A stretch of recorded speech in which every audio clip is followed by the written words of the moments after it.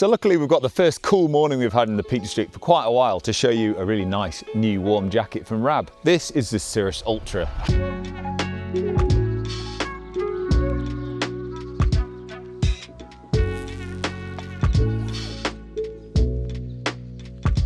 So let's just do a really quick recap. Rab have been making amazing insulated products for years, mainly with down, and recently synthetic fibres have really come into their own because they work much better in damp conditions. They've been using the Cirrus name and range for a little while, and it's become a staple in the outdoor industry and really positive for us and for Rab.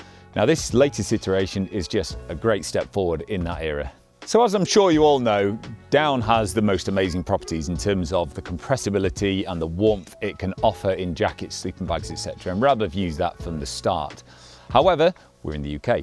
When down gets wet, like it often is in the UK, feathers clump, and if they're not lofting, they don't have insulation. Synthetic fibres or man-made fibres cope with that much better and keep their loft, keep their warmth, even when damp. So the Cirrus range is always use synthetic fibres, and the reason it's called Cirrus is because clouds, fluffiness. You know, if you think about a fluffy cloud, think about how the insulation looks. That's what the synthetic fibres look like when they're making a Cirrus product.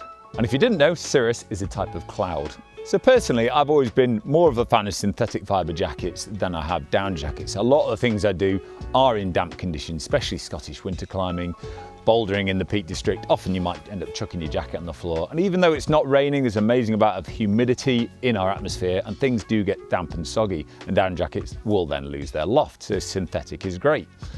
Now the problem we have had is synthetic fibres haven't always given the same amount of loft and warmth as a down jacket. So Rab have done some really clever, amazing things with this to make it emulate down the best they can. And if I'm honest, it looks like it. I've had a couple of people try this on already and gone, oh, it's a nice down jacket. Not down, it's synthetic. In the past, synthetic jackets have felt a bit heavy and bulky, and I think this is the closest I've seen to down. So let's just run through a few of the features with this. So probably the most interesting thing is the way they've made it warm, the insulation that's inside it. Rab have used the new Primaloft Thermoplume. So basically, Primaloft is a synthetic fibre. They always used to come as like a sheet. So now it's like stripped up and ripped up, and it looks basically like feathers floating around. And that's why they have the need for baffles in this jacket. You'll remember synthetic jackets from the past used to be like a strip fibre or like a sheet, so there was not all this stitching. To make it lighter and loftier, of course you need baffles to stop it migrating because it's not glued in like one long sheet. If you do get a chance to see this insulation, it is pretty cool. It really does look like feathers, and it's probably the closest I've seen to act like feathers as well. But of course the plus side of all of that is it can cope with getting wet. The fibres don't collapse in the same way as down when wet. Don't get me wrong, it'll be warmer when it's dry, but when wet it will cope much better and it'll loft back up, it'll dry much better. And an interesting point to bring up is we all talk about how it works in the field, in the wet and all that, but let's be honest, we get things mucky, and washing a down jacket can be quite stressful and scary. So washing synthetic jackets is much easier. So Rab being Rab didn't just leave it at that, they made it a bit cleverer. So obviously baffles in all the core and the places you really want to be warm with a light thermoplume. However, they have used some sheet fibre again as well, or strip fibre. So you can see it's sort of mapped under the arm and in the armpits and things like that. Areas that sort of get a bit more squish and a bit more hammer, they've used the sheet fibre because it can respond to being compressed and expanded a bit better and cope with moisture movement a bit better than the blown stuff. So the face fabric they've used for this jacket is also brilliant for the UK. It's Pertex Quantum Pro. So basically Quantum Pro is a really thin, nice face fabric that is very water resistant, it's very light and packable, and also wind resistant as well. It's not fully waterproof, but I wouldn't want it to be because that'll get crinkly and heavy.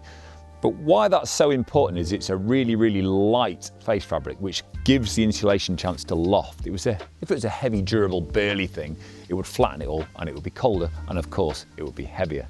So on the outer of the jacket they've used 20 denier Quantum Pro, which is quite burly for its weight, and then the inside they've used 10 denier, so that's obviously a lot lighter, a lot thinner, feels really nice against the skin and quite plush. Not as durable, but it's the inside of the jacket. So that's a great balance between durability, packability, but also the weather resistance it'll give. However, I've saved probably the most exciting for last. So they have also added to this their tilt lining. Now, Rab have used their tilt lining in some of their down jackets for a little while, and anything called Ultra seems to have tilt lining in it. If you don't know what that is a thermo-ionic aligning technology. Basically like a metal sheet within your jacket. However, it's not actually like a metal sheet and crispy and everything. It is a fabric. But that lining in there basically radiates your heat back to you. so you feel warm much quicker and helps to maintain your warmth within you and the jacket, and you just feel so much warmer for it. What I think is most noticeable actually is how quickly you feel warm. You put it on, instantly any heat you're creating stays in. So down jackets actually take a little while to warm up because your hot air has to go into the jacket to warm up a bit before it feels cozy. Pop this on, trap it all in, and then it'll slowly build and get even warmer. And actually I'm getting close to a bit too hot stood here now. There seems to be no real negative to that as well because it hardly adds any weight, but it boosts the warmth amazingly. I'm wearing a large and I honestly couldn't tell you how much it weighs, but a medium comes in at 548 grams, and that's pretty impressive for how much warmth it really gives. So other than all those amazing things about the insulation and the face fabrics, blah, blah, blah, there's also tons of features with this jacket as well. So you've got two big nice hand warmer pockets. You've also got two chest pockets. I personally really like the chest pockets because, you know, it's much easier to get to if you've got a rucksack or a bouldering pad on or something like that, because it doesn't get straps all over them, so you can always access them easily. Another cool little feature is the left-hand pocket is reversible, so you can stuff the whole jacket into there, clip it to your harness if you want. Personally, I'm not a huge fan of that. I prefer to put it in a stuff sack, but obviously Rab can't always provide those. If you've got one, you'll get it smaller and it's less likely to snag, but that's a great little feature if you've got nothing with you. So something I really like is the hood. It's helmet compatible, so obviously it pulls over a helmet really easily, and it's got nice tension pull cords at the front and a little bungee one at the back. Means it'll fit over a helmet easily, but when not wearing a helmet, you can adjust it nice and snug so you can feel cozy, and it turns with you rather than looking on the inside of your hood. The jacket also features a two-way zip. As a climber, again, I love that because that means if I'm belaying, I can get to my belay loop, but also lots of other people like it because sometimes it's easier to sit down like that and you can dump heat through there as well. Something I think is also noticeable is the zip. It's a YKK zip, which is actually quite chunky. A lot of light jackets in the past have had really fiddly little zips that are often the first thing to break.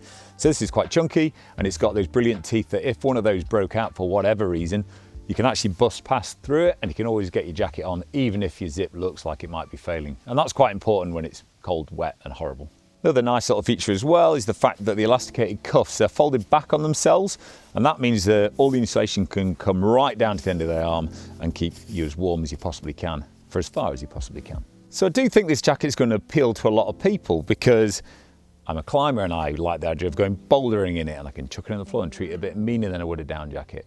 I'd also take this winter climbing, even though I'd say it's not an all-out winter climbing belay jacket. Absolutely would do that. It's probably going to pack a lot smaller than a lot of the things I already own. Also with the little zip features, that's great, and it'll just cope with that moisture in winter absolutely fine. But I also think it's going to appeal to lightweight walkers, bike packers, things like that. You need it to disappear into your panniers or your rucksack, be as small as possible. When you get to your camp in the evening, you're going to stick it on, be really warm. Don't really worry if it's got wet because it's still going to perform. Just a little note on sizing. I'm about 6'4" and heavy-ish at the moment, like 95 kilograms. I am in a large and it seems to fit pretty well. I probably would go for a large even if I was wearing it as my winter belay jacket. I think I could still squeeze a shell under this as well. So just to recap a little thing, this is a warm jacket. This is for insulation. A lot of people come in and think, oh, I want a warm jacket that's breathable, blah, blah, blah. They're not trying to be breathable with this. Don't get me wrong, it's not awful. It's probably better than a down jacket would be, but it's trying to trap as much hot air in as it can. If you trap hot air in, that means that can be damp and sweaty too. If you're marching up a hill, you may overheat, but that's where different things come in. This is the all-round insulation piece for keeping you warm when you need to be warm. So just a little note about sustainability. Obviously it's a word that's just chucked out there, and if you really want to be sustainable, don't buy a new jacket. Make do with what you've got. However, if you do need to get a new one, then Rab do a really cool little thing. They give you a nice little chart. They're not trying to greenwash you too much. It'll just tell you on there the recycled content, whether it's got PFCs in or not. And basically this is nearly, not all, but nearly completely recycled, and it's PFC free. But check that out and have a read up on it yourself. So I'm pretty sure I've covered all bases there, and if I'm honest, I need to finish because I'm getting a bit too hot. However, I'm really looking forward to seeing how well this performs this winter. It seems markedly warmer than most things I've used already. So yeah, come and try one on in the shop. Obviously, it's better to see how it fits in there. If not, we do free delivery on the website, so you can get one sent out to you to see how it feels.